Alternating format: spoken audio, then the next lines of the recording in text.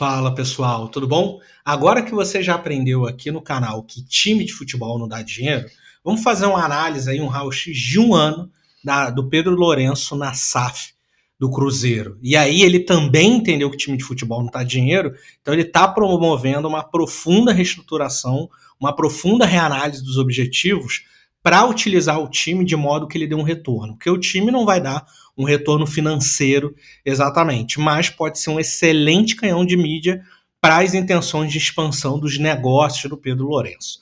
Bom, o relacionamento dele começou aí com o time em 2024, com grandes promessas, né? Ele assumiu a SAF no lugar do Ronaldo Fenômeno e prometeu um investimento pesado e ambição por títulos diferente da gestão anterior, que já definiu logo na largada a expectativa de que o objetivo era estabilizar a equipe. Foi algo que o Ronaldo Fenômeno conseguiu fazer razoavelmente bem, e aí passou para frente para o Pedro Lourenço, que achou que o time de futebol dava dinheiro, entrou com essa cabeça, viu que não funciona dessa maneira e está promovendo uma grande reestruturação.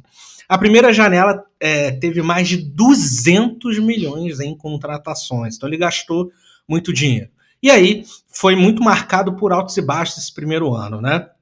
Teve um começo animador com o Fernando Seabra, mas a instabilidade veio após o vazamento de áudio com interferência do presidente na escalação. E aí o Seabra foi demitido em decorrência daquilo e também de alguns resultados, e aí deu lugar para o Fernando Diniz, que também não alcançou os objetivos. Ele acabou sendo vice da Sul-Americana e ficou fora da Libertadores, né? O futebol é incrível, né? Se ele tivesse ganho a Sul-Americana, a história seria muito diferente, mas não necessariamente blindaria ele de ser demitido, vide que ele ganhou a Libertadores no Fluminense e no ano seguinte foi demitido. E aí o Diniz caiu no início de 2025, após pressão interna e externa, o péssimo desempenho no Campeonato Mineiro pesou muito para essa tomada de decisão. E aí também tem muito a ver com a insatisfação com o Dudu e com o Gabigol nesse começo da temporada.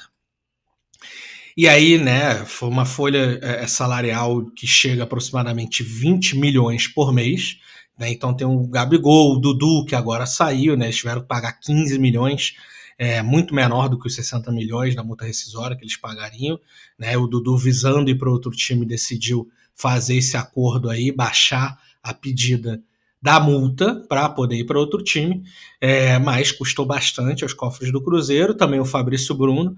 Então, assim, hoje o clube tem uma das maiores folhas salariais e isso não se reflete em retorno no campo, em que pese essa vitória aí contra o Flamengo, que de fato o time jogou muito bem, né? Você vê, afastou medalhão, colocou o Gabigol um pouco no banco, e aí agora o Gabigol tá sendo esperto, tá evitando ficar em polêmica, foi lá, fez o dele, ajudou o time a ganhar, e já o Dudu já tá indo embora, né? Repetindo o símbolo do Pedro Lourenço de que o Dudu ia embora do Cruzeiro.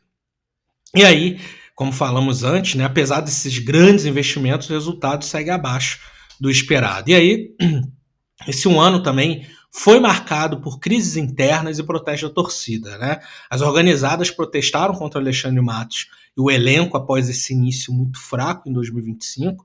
E o Alexandre Matos, sinceramente, não sei porque que os times ainda apostam tão alto nele dessa forma como fazem, né? Ele é muito responsável por isso que está acontecendo.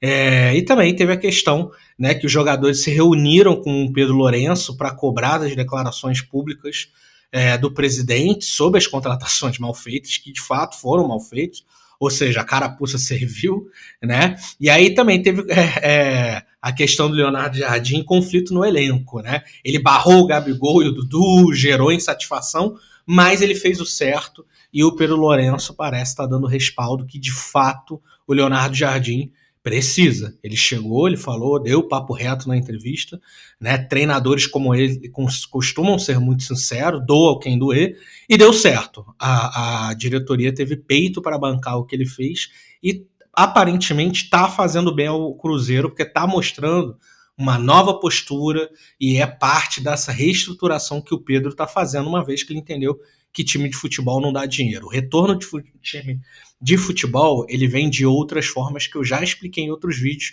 sobre essa série de análises da SAF do Cruzeiro com o Pedro Lourenço, né? Teve a questão da reclamação pública do Dudu, né, que foi cortado, inclusive, de jogo e já deixou o clube. E o Jardim, né, falou que, olha, que não participou da montagem do elenco, né? Então, assim, ele falou, ó, cara, esse time que tá aí também, ó, por mim, não seria isso aí, não, né? Então, o Pedro Lourenço já está se movimentando nos bastidores de maneira muito correta.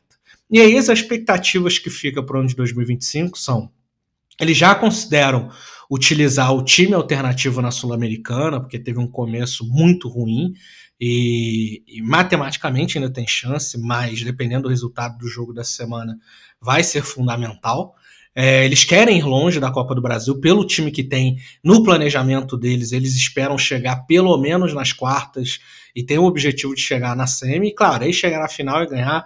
Óbvio que, em tese, esse é o objetivo de todo mundo, mas no planejamento, ele sabe que quando vai afunilando, vai ficar difícil bater de frente com os times mais estruturados, como o Flamengo e o Palmeiras. Porém, eles entendem que dá para chegar na semifinal, mas se já chegar nas quartas de finais, vai ser um retorno razoável para um time aí que está se reestruturando. Já no Brasileirão, o objetivo principal é voltar à Libertadores no ano que vem. Então deixa aí nos seus comentários o que você acha aí desse um ano do Pedro Lourenço na SAF do Cruzeiro, tá bom? Deixa também suas sugestões de outros vídeos, clica aí no sininho, se inscreva no canal, deixa seu like, deixa seu comentário. Um forte abraço para você e bom jogo!